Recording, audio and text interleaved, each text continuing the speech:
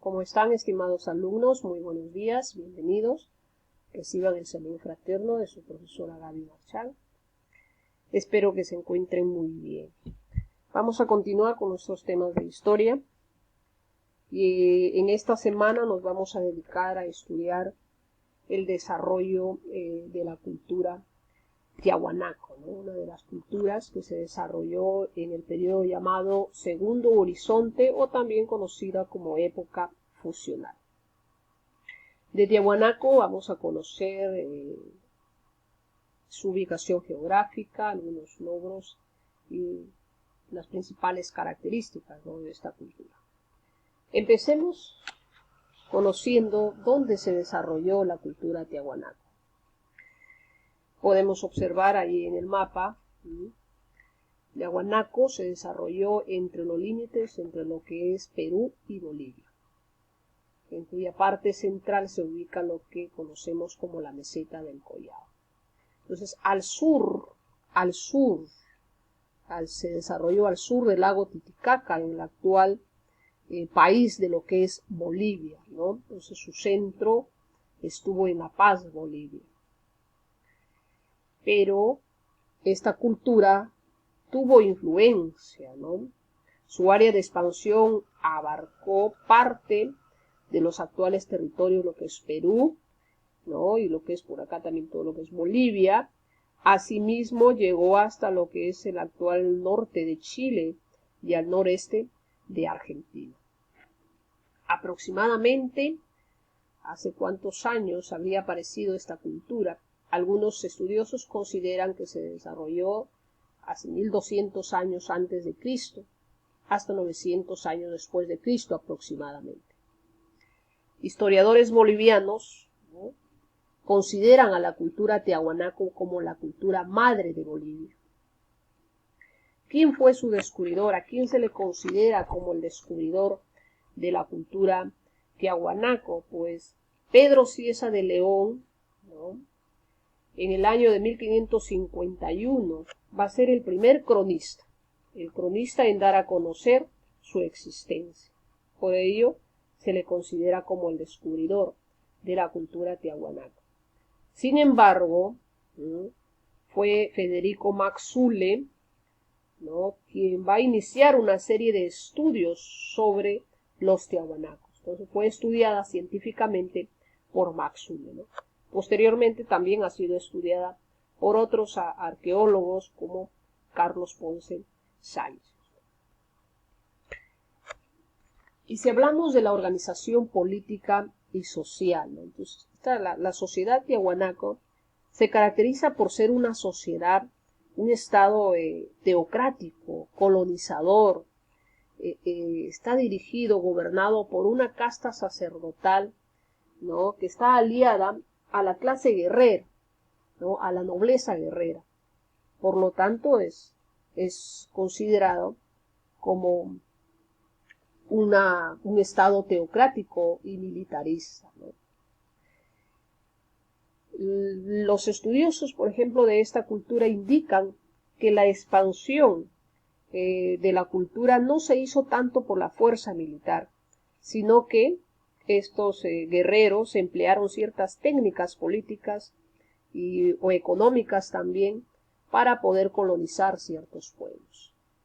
Pero es una sociedad jerarquizada, ¿no? Hay grupos sociales.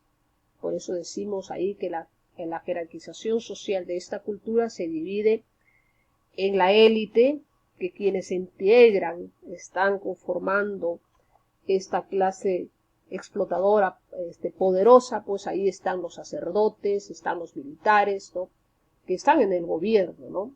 Ellos son la clase guerrera gobernante, ¿no?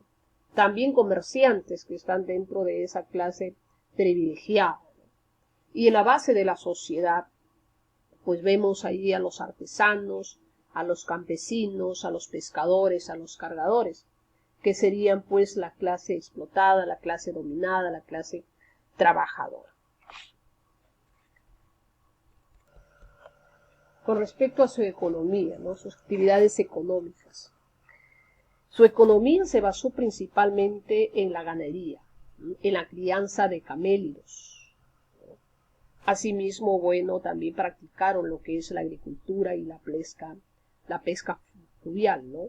Pero también la pesca lacustre marina. La crianza de camélidos, ¿no?, americanos fue un elemento vital para la sociedad de Tiahuanaco, ¿no? Aprovecharon su carne para su dieta alimenticia, también, ¿no?, aprovecharon los camélidos para el transporte, para el uso de transporte, de carga y también para la obtención de cuero, de lana, ¿no?, para la confección de sus vestidos, de sus tejidos, ¿no?, etc.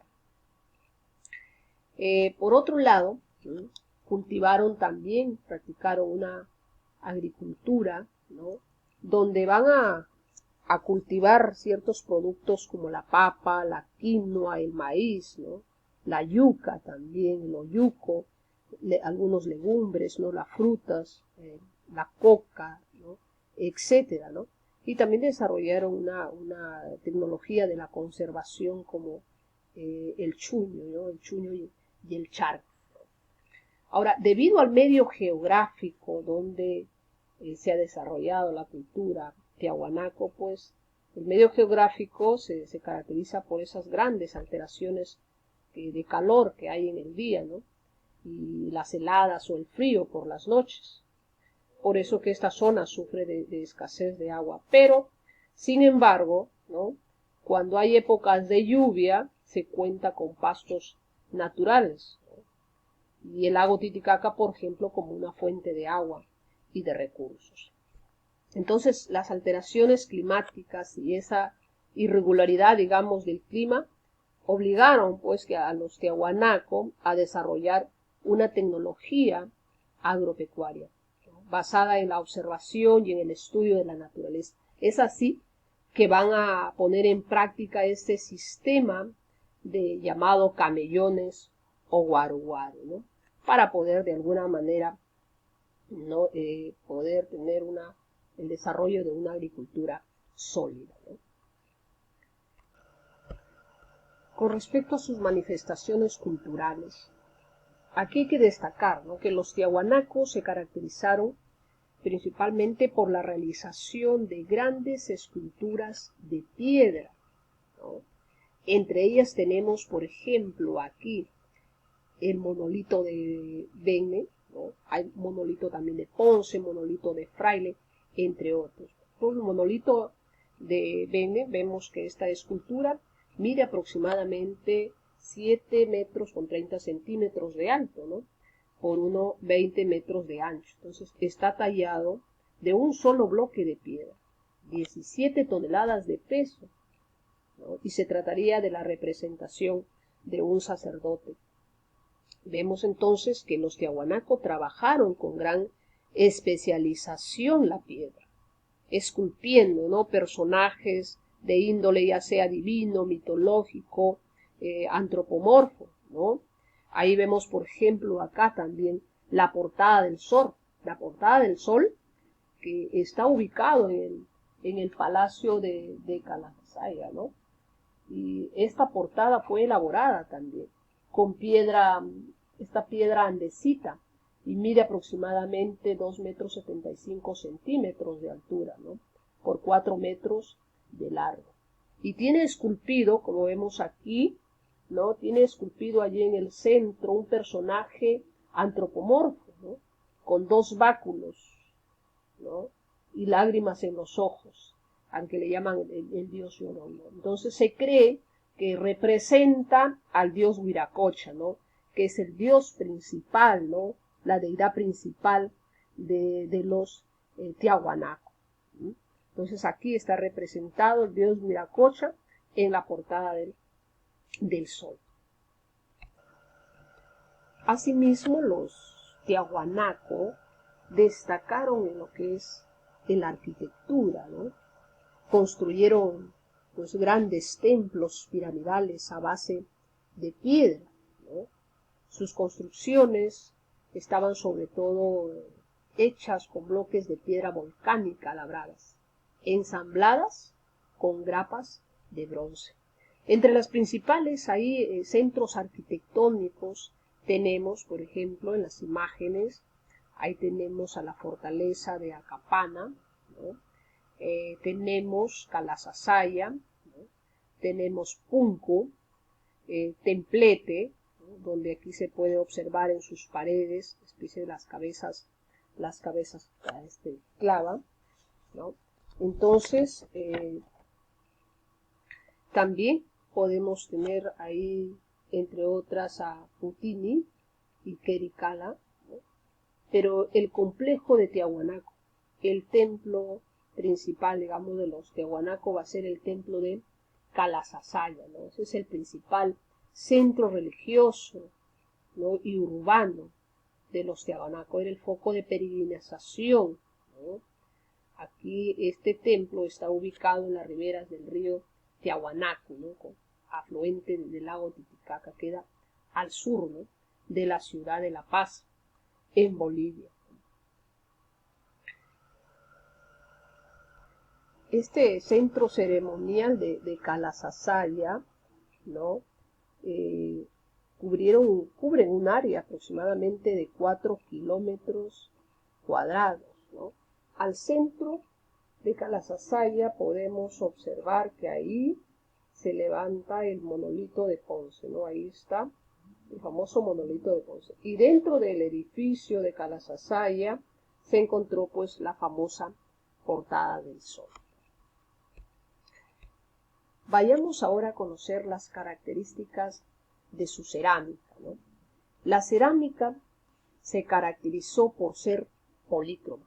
Varios colores utilizaron y los colores más frecuentes que habrían utilizado son el marrón, el rojo, el blanco, ¿no? Sobre fondo castaño claro. La forma más frecuente en cuanto a su cerámica son los famosos vasos ceremoniales llamados los vasos quero, ¿no? Podemos observar ahí en la imagen los vasos quero. Pero también lograron confeccionar cántaros, ¿no? También lograron confeccionar pues los famosos semi globulares, ¿no? Los famosos saumerios, se les llamaba, o pebeteros también se les ponía. Aquí lo podemos observar en esta imagen, ¿no? Entonces, reconocido sobre todo la cultura tiahuanaco por sus famosos vasos queros. En estos, por ejemplo, famosos sumaerios o pebeteros, o también se le conoce como los incensarios, ¿no? Estos recipientes escultóricos, ¿no? Representaban muchas veces a llamas, a felines, ¿no? Al interior, por ejemplo, si logramos observar, ver, al interior de estos recipientes se colocaban elementos aromáticos, ¿no? Que eran incinerados durante las ceremonias rituales. Y vemos también con respecto a la religión, ¿no? Tenemos que decir que fueron politeístas, ¿no? Fueron politeístas, tuvieron como dios principal al dios Huiracocha, ¿no? Más conocido como el dios de las varas. Y lo hemos visto y lo vemos aquí representado, ¿no? Representación se aprecia aquí en la figura central de la portada del sol, ¿no? Además, el dios de las varas, ¿no? Convoca, dice, a miles de pobladores en lugares sagrados. Entonces, la deidad de los báculos, ¿no? Fue el dios principal de los Tiahuanaco, o también llamado el dios de los Huiracocha, ¿no? Adorado en toda la meseta del Collao, desde tiempos anteriores pues a este pueblo. Entonces, representaba un dios celestial, ¿no? Cuya iconografía más clara, pues, como hemos dicho, la tenemos en la portada del sol. Entonces, los Tiahuanaco, en realidad, con respecto a la religión, pues, de alguna manera la religión para ellos fue el medio de cohesión más importante para el Estado, ¿no? De los Tiahuanaco. Esto les va a permitir administrar un territorio extenso, ¿no? Sin necesidad a veces de recurrir a la guerra. Solo era el prestigio de la religión de Tiahuanaco que se basó en que a la población, ¿no? A herirle, digamos, el culto al dios de las varas, ¿no? Esa capacidad adivinatoria y curativa, ¿no? Que tenían los sacerdotes, ¿no? Y de esta manera convencían a la población. Bien, muchísimas gracias, mis estimados alumnos. Gracias por seguir.